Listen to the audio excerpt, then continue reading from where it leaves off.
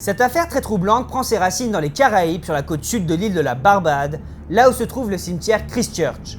Un cimetière où depuis près de 200 ans, aucun humain n'y a été enterré pour une raison très étrange et glaçante. Entre 1811 et 1820, des phénomènes inexplicables et troublants ont été observés par les habitants de l'île.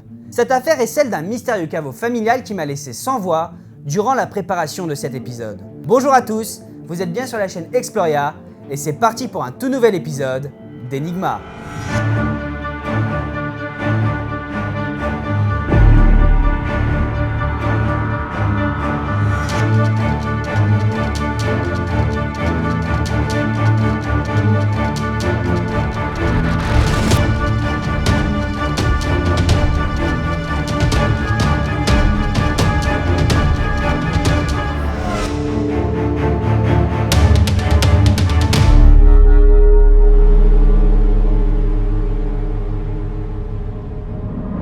Cette étonnante affaire commence au XVIIIe siècle lorsqu'une riche famille d'agriculteurs, les Walrons, fait tailler dans le roc du cimetière un caveau pour leur famille.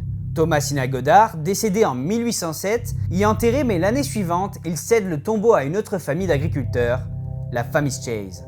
La famille doit inhumer la jeune Mary-Ann Chase, âgée de 2 ans, qui est décédée d'une des maladies infantiles très fréquentes à l'époque.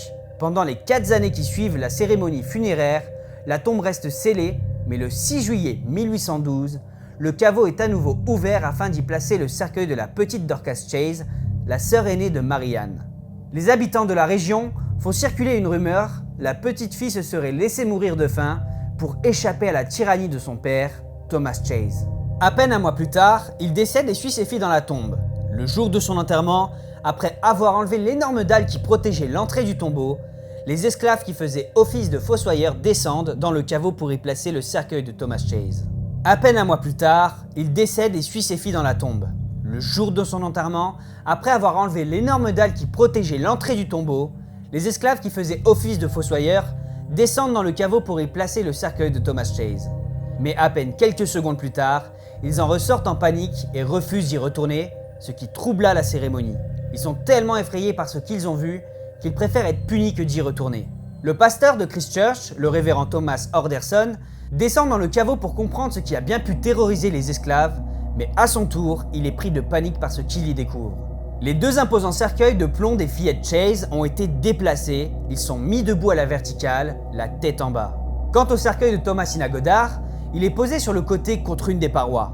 Les autorités pensent à une violation de sépulture de la part des esclaves qui étaient agités depuis quelque temps. Ils remettent donc les cercueils à leur place et place celui de Thomas Chase, un cercueil de plomb énorme qui mobilise 8 hommes pour pouvoir le déplacer.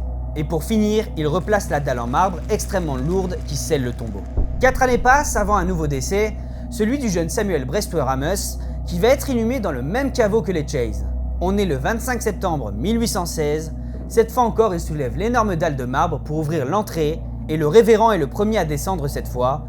Une fois encore, quelqu'un ou quelque chose avait changé les cercueils de place. Par contre, personne encore une fois n'a tenté d'ouvrir les cercueils, le vol n'est donc pas la cause de la violation de sépulture. Il retrouve le très lourd cercueil de Thomas Chase dans le coin opposé du caveau où il avait été placé 4 années auparavant. Les autres avaient aussi été déplacés, c'était le désordre le plus total. Après que les esclaves aient tout replacé, le pasteur et le secrétaire du gouverneur de l'île, le major Finch, examinent le caveau et ne remarquent absolument rien. Le mystère sur cette affaire persiste. Le corps du jeune Amos est donc placé auprès des autres et il referme le tombeau une fois de plus, toujours en le scellant avec l'énorme dalle de marbre. Mais cette fois-ci, il décide de démonter le chevalet qui sert à déplacer la dalle et à titre d'expérience, 8 hommes forts essaient de la déplacer sans ce chevalet, mais elle ne bouge pas. Tout le monde repart en se disant que cette fois-ci, il n'y a absolument aucun risque de mauvaise surprise sans ce chevalet à proximité. 8 semaines plus tard, l'occasion se présente à nouveau d'ouvrir le tombeau. Le père de Samuel a été tué par des esclaves durant une révolte. Le grand chevalet est donc remis en place et après d'énormes efforts d'une douzaine d'esclaves, l'entrée est de nouveau ouverte. Les phénomènes étranges qui s'étaient produits avaient fait beaucoup parler, donc il ne fallait pas être surpris du nombre important de curieux qui s'étaient rassemblés pour voir si des phénomènes s'étaient répétés. Le révérend descend le premier, accompagné du gouverneur de l'île et d'un magistrat. Avant même que leurs yeux s'habituent à l'obscurité de la chambre funèbre, ils ont déjà l'impression que quelque chose d'anormal s'est produit. Effectivement, 4 des 5 cercueils ont été déplacés, seul celui de Thomasina Goddard, qui est un cercueil léger en bois et en mauvais état, n'a pas changé de place. Les autres cercueils, qui sont tous en plomb et donc très lourds, sont retrouvés dans le plus grand des désordres. Le lendemain, les cercueils sont tous sortis du caveau et des experts inspectent minutieusement la tombe. Ils vérifient et revérifient chaque centimètre de la sépulture en espérant trouver une trace d'effraction ou éventuellement une seconde entrée. Mais ils constatent qu'il n'existe aucun autre moyen d'accès. Pour accéder au caveau, il aurait donc fallu utiliser un chevalet, ce qui ne se serait pas passé inaperçu. Il n'y a aucune infiltration d'eau et il n'y a eu aucune secousse sismique depuis la dernière ouverture du caveau. Bref, ils ne découvrent rien qui pourrait laisser penser que quelqu'un avait pénétré clandestinement la tombe. Ils replacent donc les cercueils à leurs emplacements originaux et cette fois, en plus de replacer l'imposante dalle, ils la scellent avec du ciment. Cette affaire devient de plus en plus populaire, elle fait non seulement le tour de l'île, mais elle se répand dans toutes les Antilles et même jusqu'en Floride et aux Bahamas. Le 7 juillet 1819, Thomasina Clark, une amie de la famille, décède et doit être inhumée dans ce même caveau. Des représentants officiels du gouvernement examinent avec soin le ciment qui avait servi à sceller la dalle et constatent que tout est en ordre. Mais bizarrement, les esclaves sont incapables d'enlever la dalle à leur premier essai. Des vérifications sont faites pour s'assurer que tout le ciment a été correctement enlevé, mais ils doivent enfoncer des coins de bois à coups de marteau pour bouger la dalle qui ne bouge pas. Finalement, après de très longues minutes d'effort, les esclaves réussissent enfin à la soulever. Les témoins sur place comprennent très rapidement pourquoi la dalle était si difficile à déplacer. Le cercueil de Thomas Chase était coincé contre la dalle.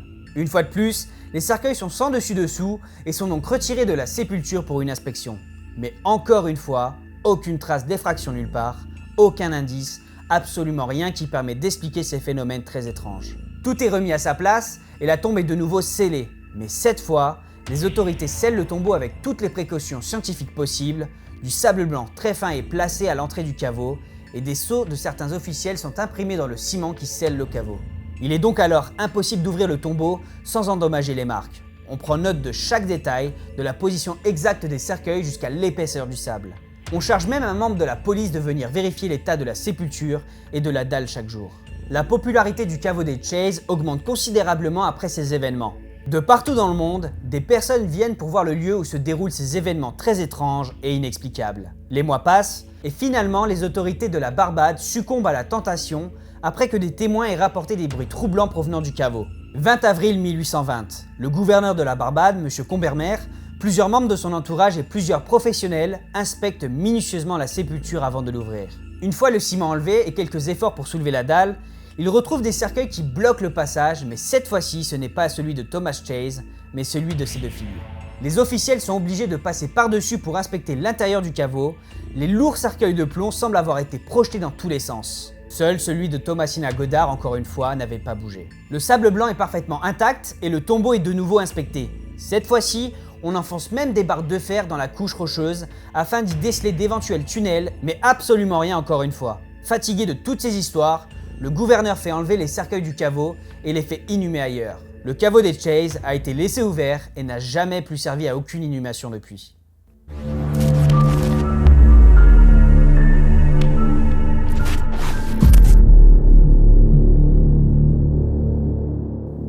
De nombreuses théories ont été avancées sur le sujet, mais le mystère reste entier. Il semble impossible que les cercueils qui sont en plomb, et donc très lourds, aient été déplacés de façon naturelle, du moins par des personnes. En plus du poids des cercueils qui demandent plusieurs personnes pour être déplacés, il aurait fallu avoir accès au caveau qui était scellé. Le ciment intact, la dalle extrêmement lourde qui nécessite un chevalet, le contrôle quotidien de la police, plus celui de nombreux visiteurs curieux, on imagine bien qu'il semble improbable qu'il ait été ouvert par une ou plusieurs personnes de manière clandestine. Il n'y a aucun autre moyen d'accès, aucune infiltration d'eau, aucune secousse sismique, c'est donc très étrange. Sir Arthur Conan Doyle, le créateur du personnage de Sherlock Holmes, a émis une hypothèse selon laquelle des forces surnaturelles déplaçaient des cercueils parce qu'ils étaient faits de plomb. Ce métal empêchait la décomposition rapide des corps. Certains ont supposé que l'esprit de la jeune fille qui se serait suicidée ne voulait pas reposer éternellement à côté de son père qui l'aurait fait souffrir.